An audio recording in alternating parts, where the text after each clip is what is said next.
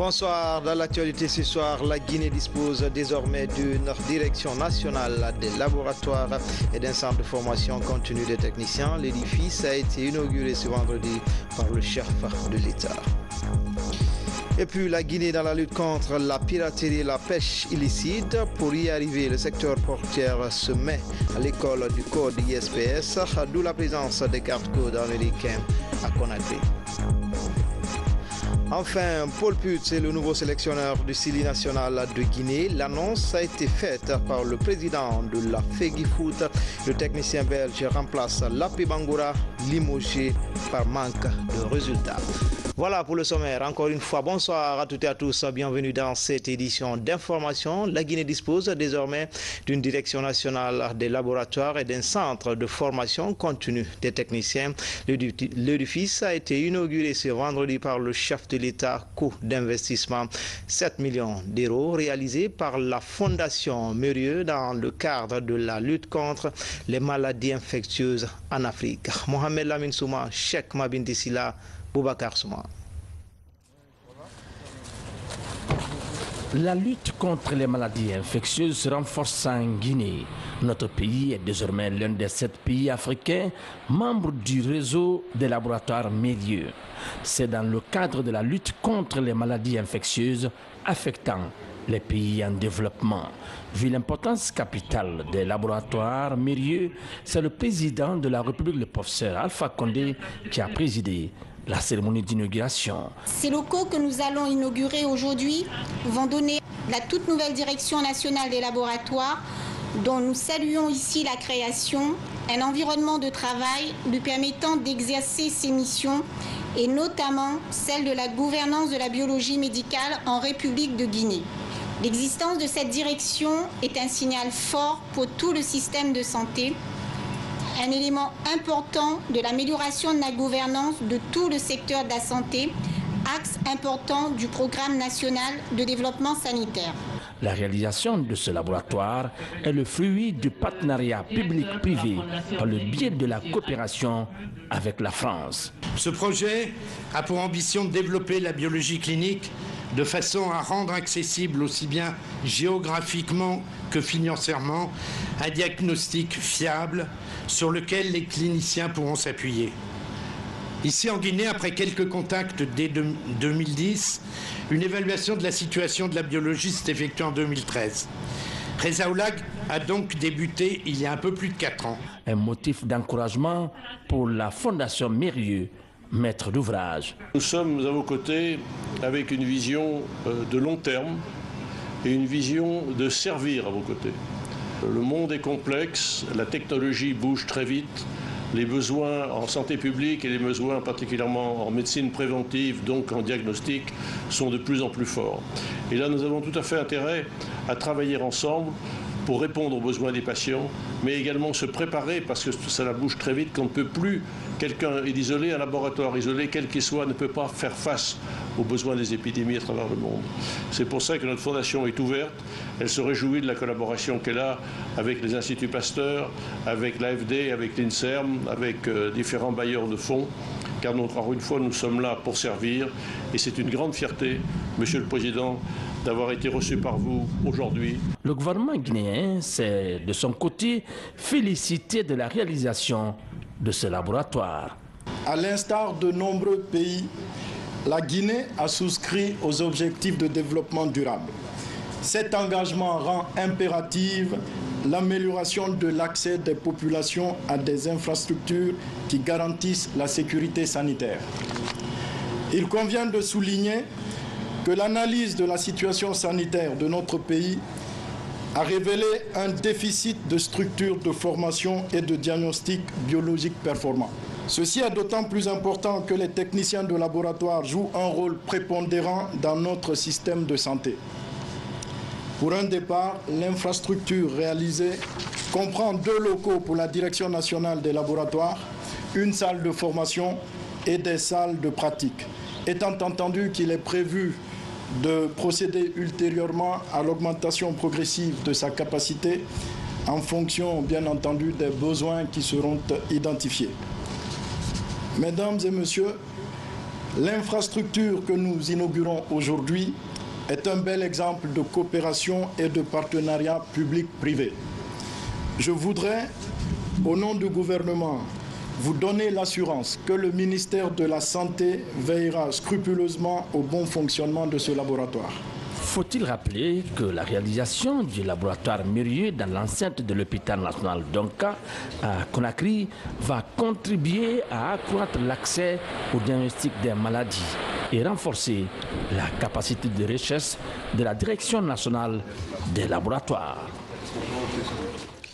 Et puis ce communiqué du bureau de presse de la présidence à la suite des attaques qui ont visé ce vendredi 2 mars 2018 des endroits stratégiques militaires du Burkina, l'ambassade de France et l'Institut français. Le président de la République de Guinée, le professeur Alpha Condé, a présenté ses condoléances ainsi que celles du peuple de Guinée au président Roch Marc Christian Kaboré et son soutien au président français Emmanuel Macron. Nous vous livrons la substance de ces correspondances. C'est avec une indignation, une profonde consternation que le peuple de Guinée, mon gouvernement et moi-même avons appris les attaques lâches qui ont visé l'état-major des forces armées burkinabé, l'ambassade de France et l'Institut français.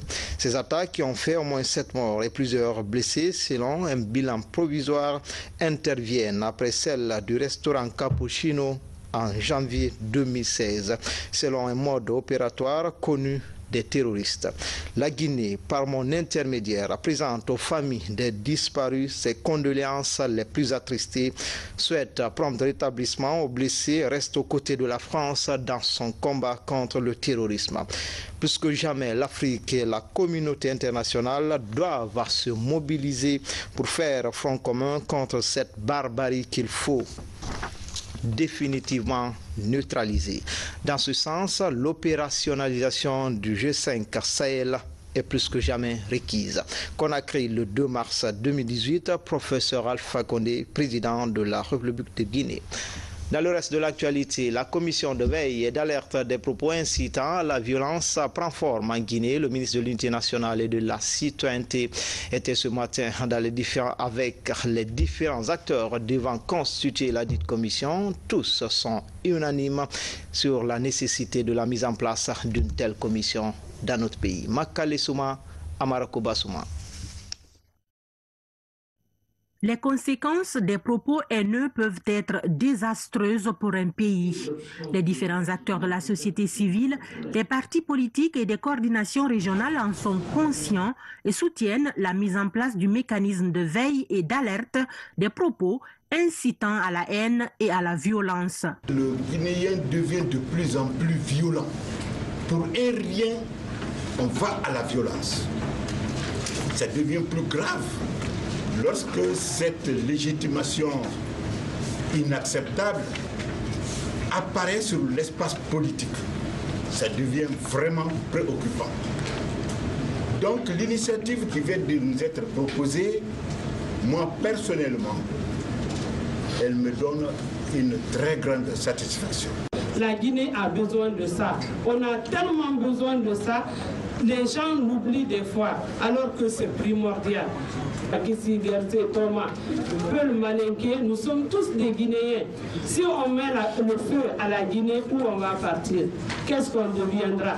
Selon le ministre de l'Unité nationale et de la citoyenneté, l'objectif de la mise en place de cette commission n'est pas d'empêcher les dénonciations d'injustice dans notre pays. Bien au contraire, son but est d'amener les Guinéens à avoir un langage civilisé dans le débat politique.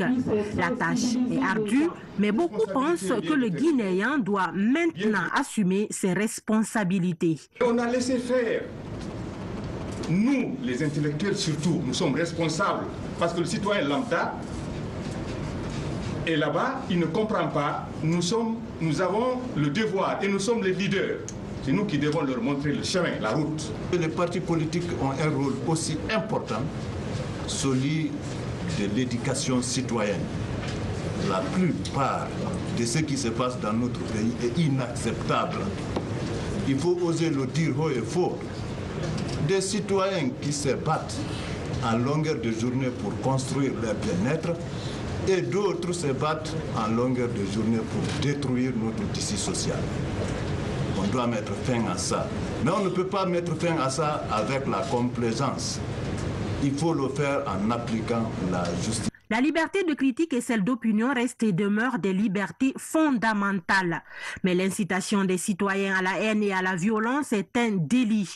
D'où l'unanimité autour de cette commission mixte d'alerte qui est un mécanisme de prévention et non une juridiction. Dans les prochains jours, ces différents acteurs sauront à quel groupe ils appartiennent. Celui technique, celui éthique ou les deux à la fois. Cette autre rencontre au tribunal de Dixine sur la réforme de la justice à travers le projet renforcement de la chaîne pénale et la lutte contre l'impunité. Les acteurs échangent sur la bonne conduite des affaires pénales et s'engagent à lutter contre la criminalité. Magistrats et officiers de police judiciaire ont promis de travailler ensemble pour donner une bonne image à la justice guinéenne. Thierno Younoussaba. De véritables partenariats dans la gestion des affaires pénales, magistrats, officiers de police judiciaire, avocats ou encore ONG de défense des droits humains réunis au tribunal de Dixine harmonisent les idées dans la lutte contre la criminalité. Le défi est de freiner la récidive. On a parlé ici de fiches à compléter qui, pour les OPJ, c'est le moins de savoir celui que j'ai déféré, quel a été son sort. Et les magistrats s'engagent désormais à insérer ça.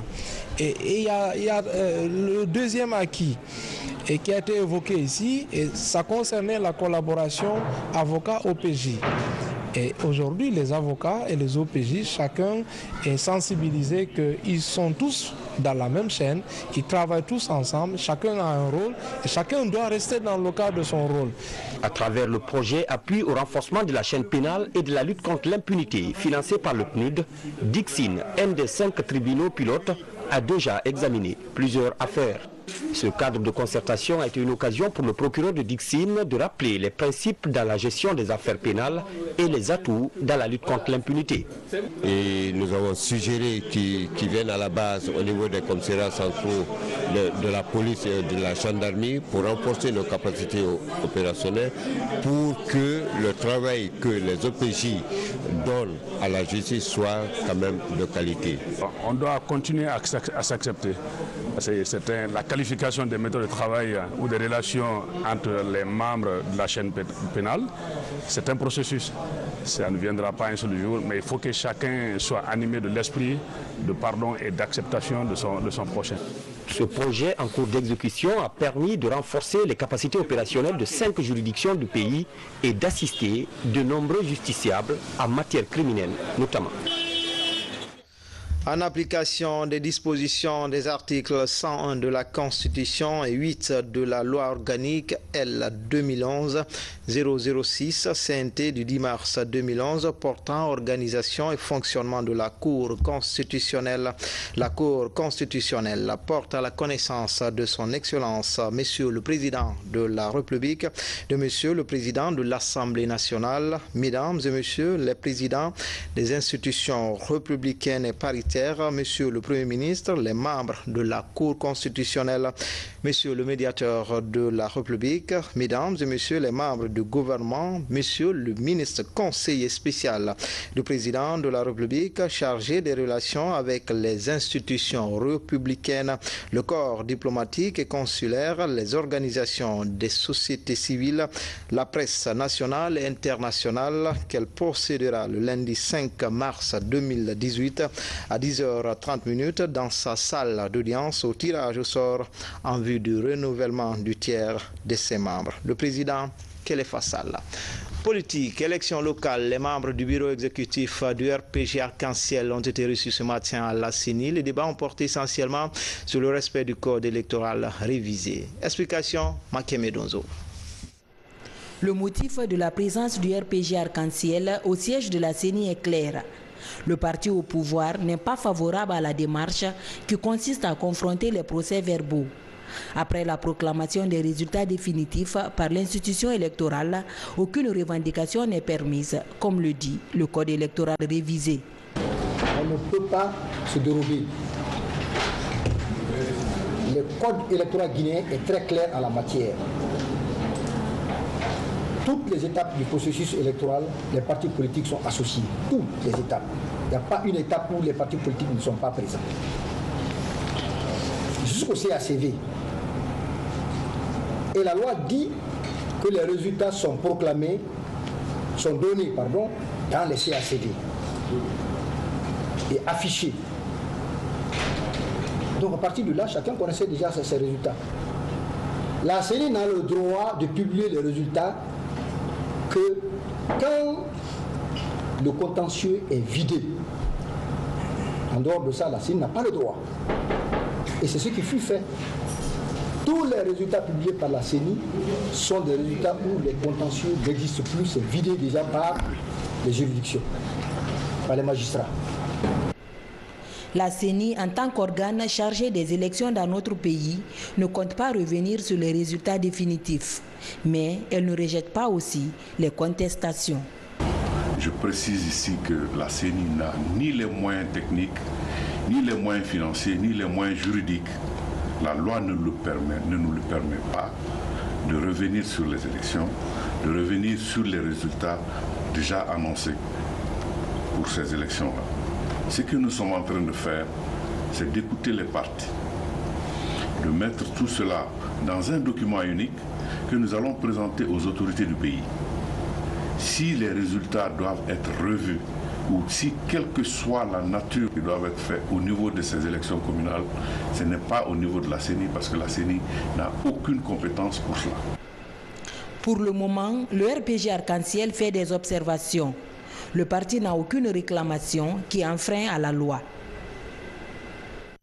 Autre titre de l'actualité, face aux défis maritimes liés à la piraterie, la pêche illicite et d'autres formes de risques, le secteur portuaire se met à l'école du code ISPS. C'est ainsi que des gardes-côtes américains séjournent en Guinée avec pour objectif aider le port autonome de Conakry à se conformer aux exigences du commerce international. Fodé Camara, Mohamed Achassila. Depuis une dizaine d'années, les gardes-côtes américains sillonnent les ports de Conakry et de Kamsar. Un modèle de coopération maritime nord-sud dont l'objectif est de poser les jalons pour une application stricte du code ISPS de sécurité des navires et des installations portuaires. Je suis content de dire que j'ai remarqué beaucoup d'efforts qui ont été faits depuis notre dernière visite. Remercier l'État de Guinée pour le travail que nous faisons ensemble entre les États-Unis et la Guinée continue sur l'amélioration de sûreté portuaire au niveau de nos deux pays. Pour la première évaluation de l'année 2018, les avancées enregistrées gravitent autour de l'installation des barrières, l'obtention de nouveaux équipements de sûreté, mais aussi la certification de 8 installations portuaires. Disons, nous sommes très réconfortés. Pourquoi? Parce que, avec d'accord ces recommandations, mais nous avons bénéficié des félicitations des gardes-côtes américains qui sont passés en juin 2016 en faisant un chapelet de recommandations et aujourd'hui qui n'ont trouvé que quelques recommandations pertinentes qui ne sont pas nombreuses et qui ne sont surtout pas difficiles à mettre en œuvre. Autre réponse aux exigences du commerce international, la révision du code de la marine marchande. Seul point noir, les défaillances au niveau du contrôle d'accès à la plateforme portuaire. Ils nous ont fait comprendre que la seule faille, c'est la fouille à la porte. Parce que le Guinéen, chacun a un titre, refuse de respecter la réglementation. Et nous nous attellerons à ça désormais. Et nous allons écrire à toutes les structures pour faire comprendre aux gens que s'ils doivent rentrer au port, ils doivent se soumettre à la fouille effective des personnes et des véhicules. Et on fera comprendre aussi aux gens que s'ils n'ont rien à faire au port, ils ne doivent pas entrer au port. Pour tirer le meilleur de la façade maritime, conformément aux normes internationales, un comité de suivi des recommandations des gardes-côtes et une synergie d'action sont envisagées. Une synergie d'action qui interpelle la police, la gendarmerie, la douane et les autres acteurs du secteur portuaire. Aujourd'hui, quand vous vous rendez compte que un geste comme ça peut faire qu'un de nos bateaux peut être arrêté pendant 5 jours pour des contrôles, et ce qui influence négativement le shipping que nos opérateurs peuvent avoir. Donc les expéditions de bauxite peuvent en souffrir parce qu'un douanier aura fait mal à Conakry ou un agent de contrôle à l'accès du port aura mal fait son geste. Cela se répercute sur les échanges qu'on peut avoir avec l'international. Ces visites périodiques des gardes-côtes américains redynamisent les relations entre la Guinée et les États-Unis, reliées par l'océan Atlantique. Un corridor maritime où la voie est balisée pour l'ouverture d'une ligne directe entre les ports de Conakry et de Miami. Une ligne qui sera renforcée par des dispositions du code ISPS liées aux exercices de simulation, la construction des grilles de surveillance et le renforcement de capacité des agents impliqués dans la sécurité. Ce chiffre à retenir ce soir à plus de 2 milliards de francs guinéens pour la réalisation de la route communautaire Tiro-Bagna dans la préfecture de Farana, longue de 20 km. Cette route vient désenclaver les zones de production agricole. Le projet est financé par le Fonds d'entretien routier. Aboubakar Junior Kamara, Yaya Zatonik Tunkara. Enclaver les zones de production agricole est une priorité du gouvernement guinéen. Le ministère de l'Agriculture, à travers sa direction nationale des génie rural, poursuit ses opérations de reprofilage des pistes rurales. Ici, à Farana, entre les CR de Bagna et Tiro, les travaux d'aménagement de 20 km de routes communautaires sont lancés. Avec une enveloppe de 2 milliards 200 millions de francs guinéens, Tiro et Bagna seront désenclavés. Entièrement financés par le gouvernement guinéen à travers le Fonds d'entretien routier. Un geste qui réconforte les producteurs, mais aussi les autorités de Sankara. La route est un élément extrêmement important dans la lutte contre la pauvreté, mais également dans l'encouragement de la classe paysanne. La zone à travers laquelle cette route passe est une zone extrêmement économique, donc ça va permettre d'abord de désenclaver la zone, mais d'encourager la classe paysanne. C'est une entreprise nationale qui exécute les travaux pour un délai contractuel de 6 mois. 36 ouvrages de franchissement seront érigés. Pour la qualité des travaux, Africa Germany rassure. Avec les caractéristiques techniques qui nous sont données par le cahier de charge, nous allons respecter. Et c'est ce respect qui va donner la garantie à cette route. On a une largeur de 6 mètres. Une largeur roulante et les accotements ne seront pas par le fossé à 1,50 m de part et d'autre, ce qui donne déjà 8 mètres de chaussée. Pour le génie rural, l'entretien des routes communautaires revient aux communautés. Une manière d'exhorter les populations bénéficiaires à entretenir ces pistes. Pour la population, c'est de veiller à l'entretien de la piste et surtout de travailler pour rentabiliser la piste. Il permet l'acheminement des engrais. Une production qui était de 1 tonne peut passer à 3 tonnes. La route participe au développement économique et social de la communauté dans les zones de production agricole. Après ce pont de 32 mètres linéaires sur le Niger et 20 km de pistes rurales, les localités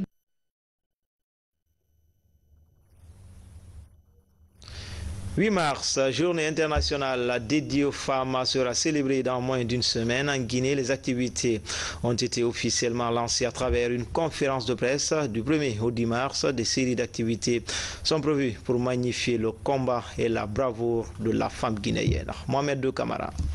Cette conférence de presse donne le coup d'envoi des activités de la Journée internationale de la femme 2018. Devant la presse nationale, la ministre en charge de la promotion féminine déroule les dispositions prises par son département pour une fête réussie.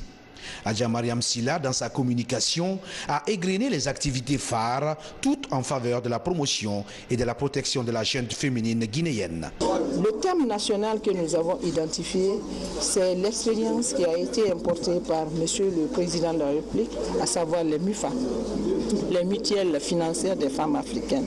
Aujourd'hui, Dieu merci, sur les 33 préfectures, 27 ont leur MUFA, les 5 communes ont également leur MUFA, plus le marché d'Avaria. Alors ça, c'est une activité. Il faut évaluer quelle est la contribution de ces MUFA dans l'autonomisation de la femme. À part cela, nous avons également notre rapport, comme je l'ai dit, il s'agit de faire un bilan. Nous allons évaluer qu'est-ce qui a été fait en Guinée. Depuis que les ODD sont intervenus, c'est-à-dire de 2015 à 2017, qu'est-ce qui a été fait dans le domaine de l'autonomisation de la femme, mais surtout en milieu rural.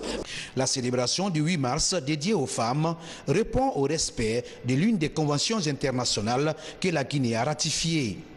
Cette journée est mise à profit par les décideurs pour jeter un regard critique sur les conditions de vie des femmes dans le monde.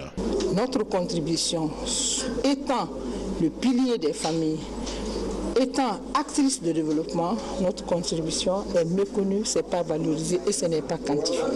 Donc le 8 mars, c'est pour dire que les femmes sont des actrices que nous devons prendre en compte. La commémoration de la date du 8 mars tire son origine du mouvement de revendication des femmes dans une usine de textile de Chicago aux États-Unis en 1857.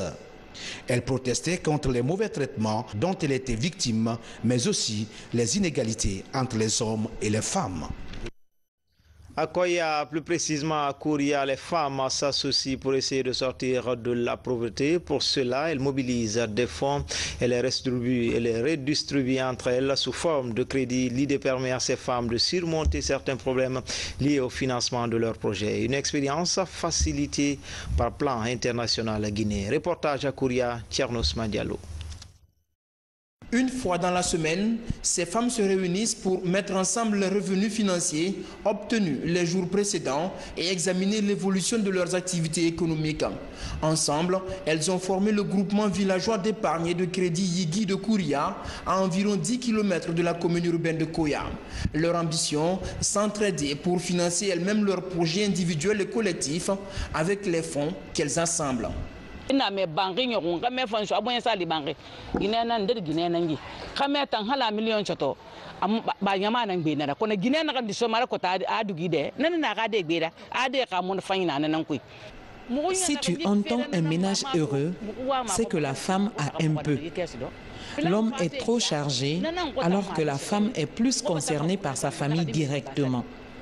Celles qui prennent 5 000 francs guinéens ajoutent juste 10 000 francs guinéens dessus tirés du bénéfice gagné. Depuis début 2017, date de création du groupement, les femmes ont pu mobiliser 35 millions de francs guinéens grâce à ce système d'épargne développé par Plan International dans plusieurs villages du pays pour rendre les femmes autonomes et réduire la pauvreté. Avec cette solidarité économique, certaines peuvent bénéficier de crédits plus ou moins importants pour développer leur commerce ou leurs activités agricoles. Le taux de remboursement ainsi que toutes les autres règles de fonctionnement sont établis par les femmes elles-mêmes.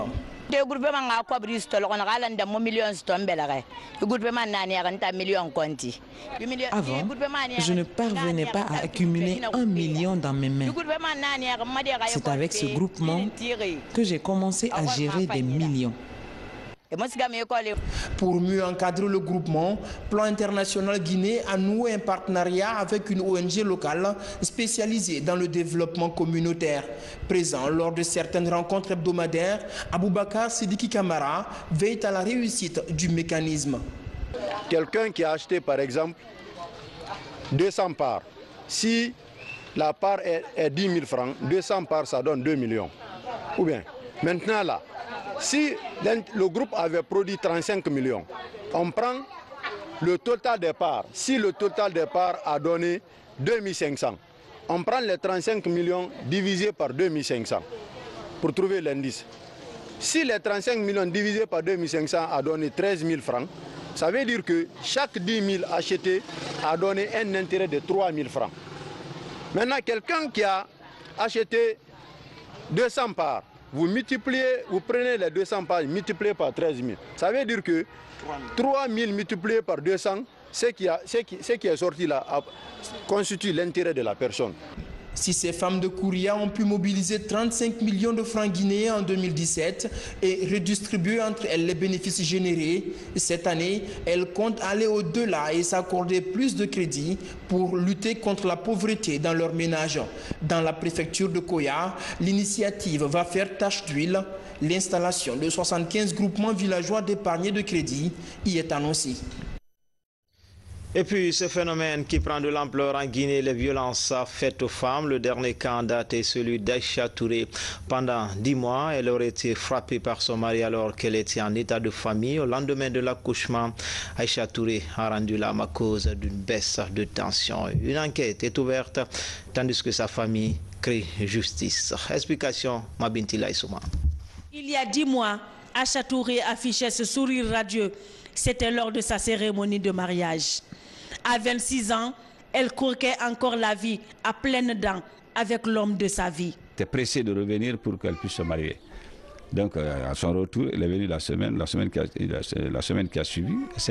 On a célébré le mariage. Mais ça s'est très bien passé. Très heureuse, très heureuse. C'est un monsieur qu'elle a aimé quand même. Ça, j'ai senti qu'elle aimait le monsieur. Très vite, la vie d'amour et d'eau fraîche va se transformer en cauchemar. Aïcha Touré est victime de violences conjugales. À ses parents, elle cache ses souffrances, mais se confie à sa meilleure amie. C'est le jour de la cérémonie d'une semaine. Tu sais, on dit toujours Kefutongo Bandé. Nous sommes allés chez elle, ça s'est bien passé. Seulement, une de nos amies l'a amené un cadeau, des assiettes, des porcelaines et autres. À notre grande surprise, vers la fin, c'est sa belle-mère même en question qui est sortie en criant avec ses cadeaux. Assoyi et Moubariri, Gisoyi, a femme cadeau Raïcha Benansema et Barirneka Nansé, Gisoyi. Directement, son mari commence à dire imbécile là, Imouyagi Manyang Gamadi, Baré, Sobanri. On est sorti, un instant après, on nous rappelle de revenir parce que ça ne va pas. On est revenu, du coup. Son mari a commencé à l'insulter, elle est rentrée dans la chambre, du coup, après elle m'appelle vers les 19h que le mari l'avait porté main, il lui a frappé il a pris une ceinture, il lui a frappé, il a même tapé sa tête au mur. La violence serait devenue le quotidien de Aïcha dans son foyer, et cela même en situation de famille. Pire, à quelques jours de l'accouchement, elle aurait été battue avec le fil d'un chargeur de téléphone. Ces photos témoigne du calvaire de Aïcha Touré. À 2 semaines avant son accouchement, elle a été battue et ça c'est le 8 février. Le 8 février, elle a été battue vers 7h du matin. Elle m'a appelé, j'ai entendu sa voix, j'ai dit mais il y a quoi? Elle me dit ah, mani antam fara na Aïcha, mbonya bir mbarara nyago mai fara nan sara. Mohamed nara. Na Mohamed nan sira bari. Na mbore mfara. Après, elle me dit, juste parce que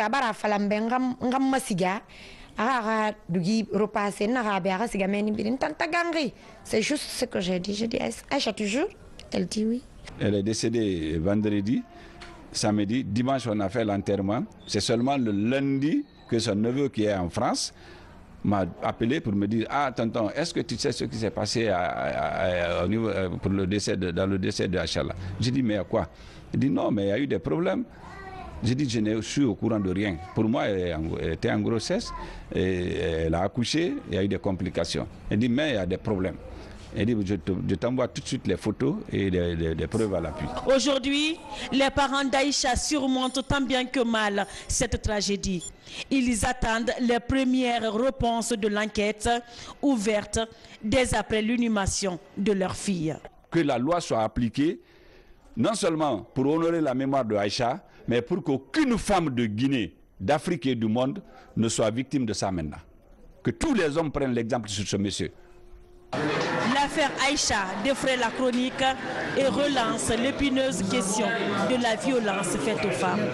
Pour le moment, les enquêtes sont en cours afin d'éclairer l'opinion sur le décès d'Aïcha Touré qui laisse derrière elle un petit garçon. Dans l'actualité encore, la Radio Nationale amorce un nouvel élan. Des initiatives sont apportées pour mieux satisfaire les auditeurs de la radio mère. Journalistes et techniciens sont mobilisés pour accompagner les réformes engagées. Le tout pour permettre à la Radio Nationale de retrouver son lustre d'antan. Mamadou Saliouba. La Radio Nationale dans un nouvel élan. Pour une première dans son histoire, le mois de mars sera mis à profit pour booster ce média de service public. Des innovations sont annoncées pour satisfaire les auditeurs de la Radio Nationale.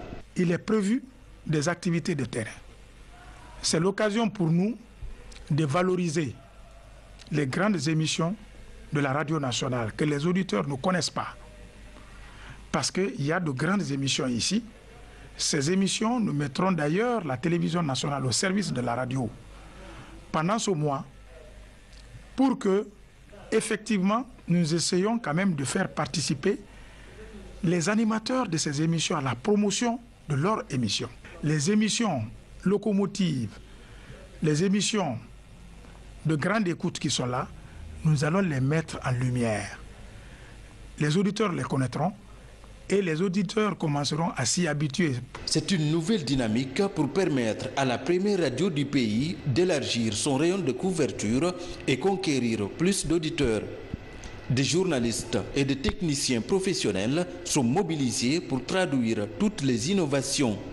Nous pensons que faire revenir, n'est-ce pas, les émissions en langue nationale qui parlent de l'esprit civique et ensuite du Sanakuya, parce que c'est là où on peut encore dire la vérité aux citoyens sans détour.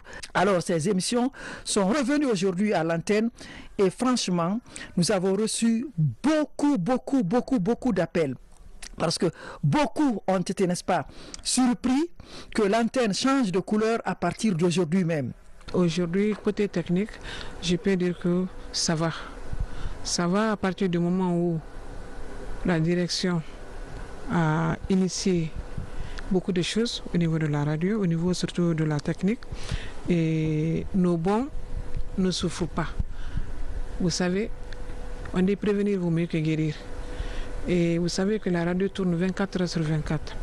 Aujourd'hui, l'amélioration qu'on a pu porter à la radio, c'est surtout mettre chacun à sa place. Pour accompagner cette mutation, des anciens de la radio mère vont intervenir dans des émissions durant tout le mois de mars.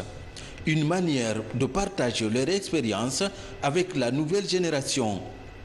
Avec cette nouvelle allure, la radio nationale entend répondre à la trilogie informer, éduquer et divertir. À présent, la Guinée en bref, des étudiants guinéens en Chine reçus par le ministre de l'Énergie. Pendant ce temps, la ministre de la Coopération dote ses services de moyens de déplacement. Les fils et ressortissants de Koya offrent des médicaments aux structures sanitaires de leur préfecture et l'ambassade du Japon ouvre un bureau de la JICA en Guinée. Le condensé, c'est avec Nabi Kamara.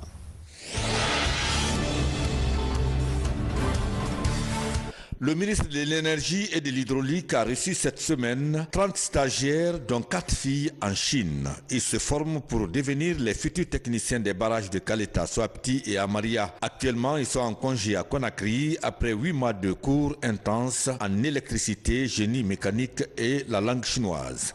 L'occasion pour eux de venir rencontrer le ministre qui leur a donné de précieux conseils pour répondre aux exigences de notre pays. Aujourd'hui, nous sommes rassurés que les instructions données par le président de la République pour former ces jeunes-là, CW l'a respecté. Et nous encourageons aussi CW à prendre d'autres jeunes aussi dans la spécialité, dans les diverses spécialités liées à la construction d'un barrage, depuis le génie civil, l'hydromécanique, l'hydroélectricité, l'électricité, le transport de l'énergie, la construction des lignes, des postes, etc., pour que nous ayons des futurs ingénieurs capables de pouvoir exploiter le potentiel hydroélectrique dont dispose la Guinée.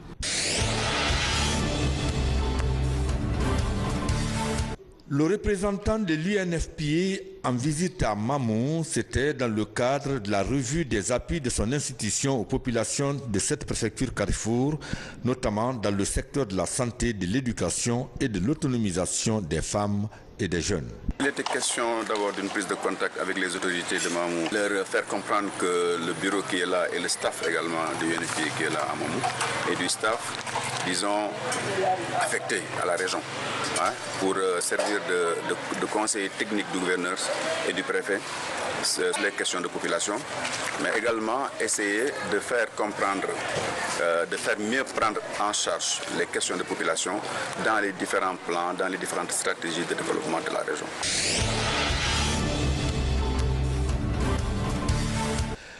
Cette cérémonie des hauts cadres du ministère de la Coopération internationale et de l'ambassade du Japon marque l'ouverture officielle du bureau de la JICA en Guinée.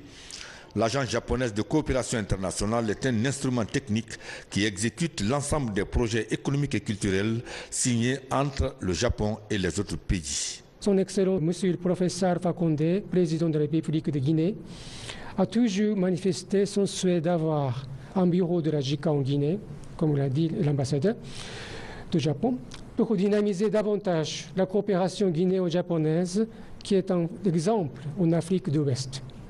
Cette marque de confiance du président de la République montre qu'entre la Guinée et le Japon, il existe des liens d'amitié très forts.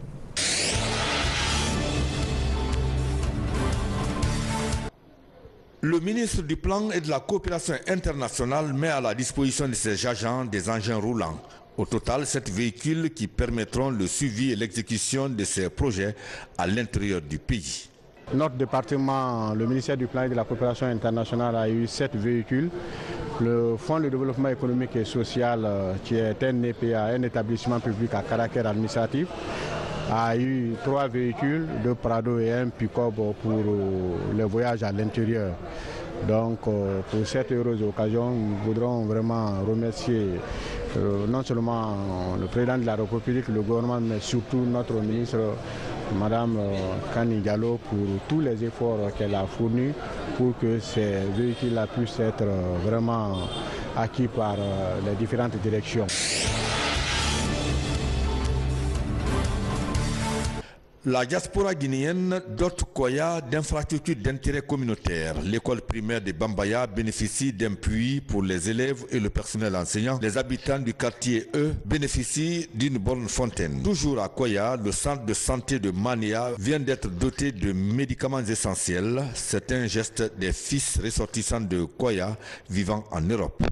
C'est plus qu'un honneur, c'est aussi une fierté de pouvoir me dire que depuis la France là-bas, on a pu contribuer modestement à participer à la bonne marche de votre centre de santé. Ce que vous faites, c'est extraordinaire. Et là, je parle à toute l'équipe qui est ici, qui travaille tous les jours d'arrache-pied.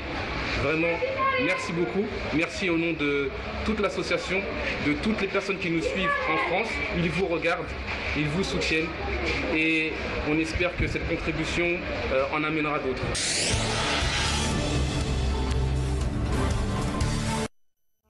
Remise des diplômes aux étudiants de la première promotion de l'université Amadou Dieng de l'Abbé. Les 110 diplômés se disent prêts à affronter le marché de l'emploi. La promotion est composée de 4 filières: la sociologie, le droit, l'économie et la méthode informatique appliquée à la gestion des entreprises. Abba Ousmane, Sarafoudine Diallo. Le droit, l'économie, la sociologie et la méthode informatique appliquée à la gestion des entreprises sont les profils de cette 9e promotion des universités Amadou Dieng et 2e du genre du campus de l'Abbé. Ils sont 110 sur 114 étudiants à être admis aux examens de fin de cycle, soit un taux de réussite de 96%.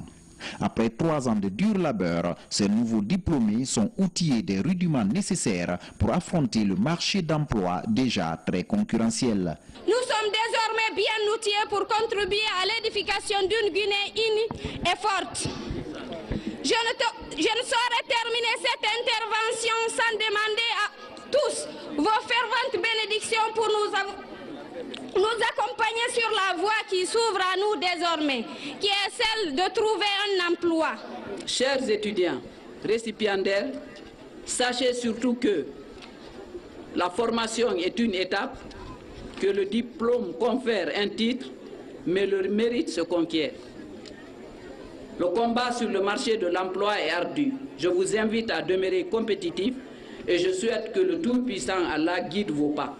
La cérémonie de remise de diplôme a mobilisé étudiants, parents, amis, autorités de l'Abbé et représentants du ministère de l'Enseignement supérieur et de la Recherche scientifique sous la présidence du ministre d'État, ministre du Tourisme, de l'Hôtellerie et de l'Artisanat. Nous avons un besoin important de formation en hôtellerie et j'espère que vous allez entendre mon cri de cœur pour que vous investissiez dans la formation professionnelle.